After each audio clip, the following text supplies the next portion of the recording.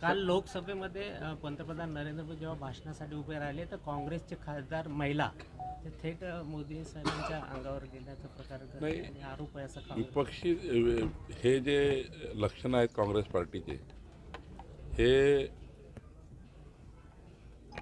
अत्यंत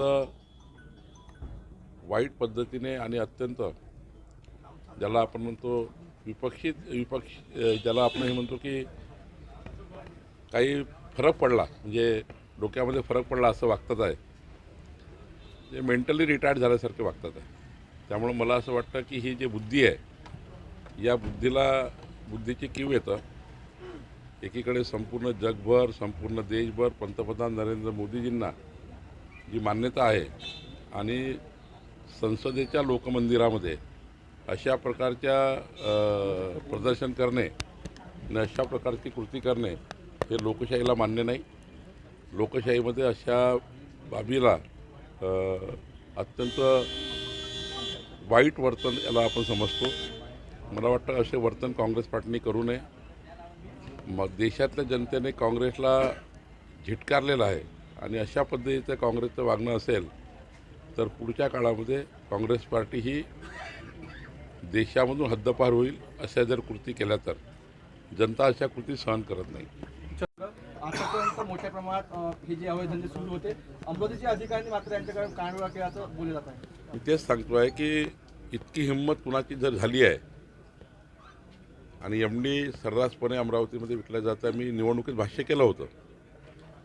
तर यावर आता आम्ही तपासणार आहोत की अमरावतीचे अधिकारी का कारवाई करत नाही, का त्यांनी कारवाई केली नाही, यावरही आम्ही पूर्ण लक्ष देणार आहे. आणि त्याच्याकरताच मी एक छोटीशी बैठक पोलीस विभागाचे आमचे SP-CPना या ठिकाणी चर्चा त्याची होणार आहे.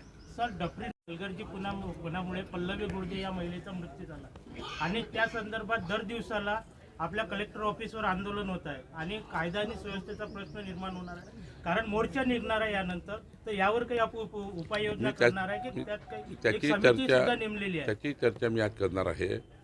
या 2-3 विषयावरच मी चर्चा करता विशेष आलेला आहो.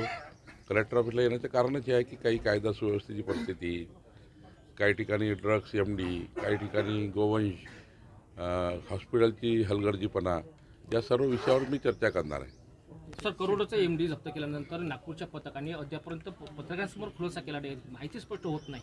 नाही, होईल ना, माहिती स्पष्ट होईल. आम्ही त्याचा खुलासा करू. असं काही नाही.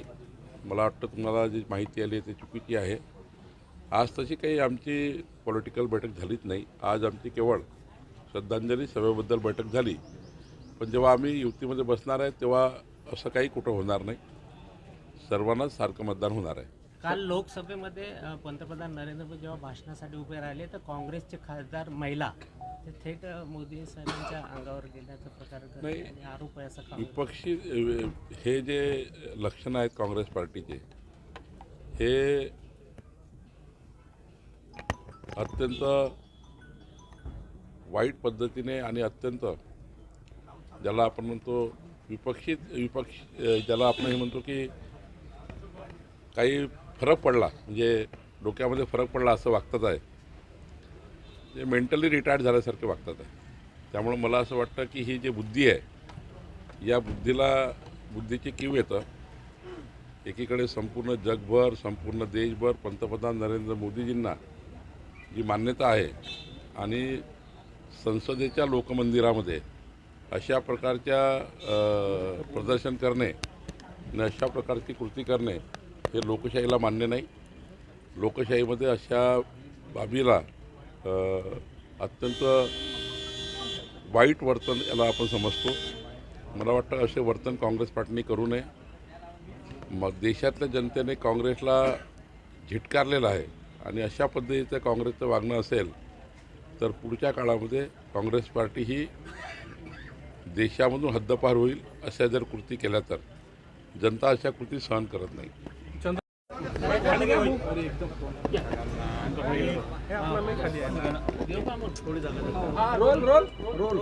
महानगरपालिका महापौरची निवडणूक आहे उद्या.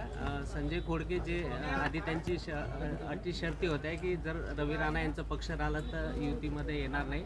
आता तुम्ही भेट घेतली, काही झालं का कॉम्प्रोमाइज? आज मी केवळ संजय खोडके यांच्याकडे एवढ्याच करता भेट दिली. माननीय दिवंगत अजितदादा पवार यांच्या श्रद्धांजलीचा एक बैठक अमरावतीमध्ये 9 तारखेला सायंकाळी 6 वाजता घेण्याची योजना आहे. त्याकरता एक बैठक आम्ही घेतली. महानगरपालिकेच्या निवडणुकीच्या संदर्भाने अजितदादांनी निर्देश दिले होते. संजयजी आणि आम्हा सर्वांना चर्चा झाली होती की भाजपासोबतच त्या ठिकाणी सरकारमध्ये महानगरपालिकेमध्ये बसायचं आणि प्रफुल्ल पटेलजी, सुनील तटकरेजी याचीही चर्चा झाली होती. त्याप्रमाणे संजय खोडकेजी आणि आमदार खोडकेताई यांनी महापौराचा फॉर्म भरतानाच त्यांनी आम्हाला समर्थन दिलं होतं. आणि त्यामुळं तो काही आज संदर्भ नव्हता. आज संदर्भ केवळ श्रद्धांजली सभेचा होता. ती सभा 9 तारखेला सायंकाळी 6 वाजता अमरावतीमध्ये होणार आहे. झालेली आहे. साधारणतः 10 कोटी रुपयाचं एमडी असल्याची माहिती आहे. नाही तर मी SP आणि CP या दोघांची चर्चा आज करणार आहे. अशा प्रकारचे अमरावती शहरात, अमरावती ग्रामीणमध्ये जे अवैध व्यवसाय आहे याबद्दलची मी आधीच भाष्य केलं होतं निवडणुकीच्या काळात की अमरावतीमध्ये मजबूत CCTV सर्व्हिलन्स आम्ही करणार आहोत. अमरावतीला सुरक्षित करण्याची योजना आमची आहे आणि अमरावतीमध्ये कुठल्याही प्रकारचे अवैध व्यवसाय आणि काही कर्मचारी त्यामध्ये इन्व्हॉल्व असतील त्याची आम्ही तपास करतो आहे की विदाऊट प्रोटेक्शन किंवा कुठल्या पोलीस अधिकाऱ्याचं किंवा कर्मचाऱ्याचं काही त्या ठिकाणी त्या लोकांशी संबंध होते का हे आम्ही तपासतो आहे. कारण विदाऊट कोणाच्या नॉलेजमध्ये नसताना अशी कोणाची हिंमत होत नाही. ते आम्ही चेक करणार आहोत. पण निश्चितपणे अमरावतीला आता ड्रग्समुक्त, MD मुक्त आणि गोवंश जे या ठिकाणी हत्या होत आहे त्यावरही आम्ही लक्ष टाकणार आहोत. अमरावतीला सुरक्षित करण्यासाठी आम्ही प्रयत्न करतो. आज आमची बैठकही आहे.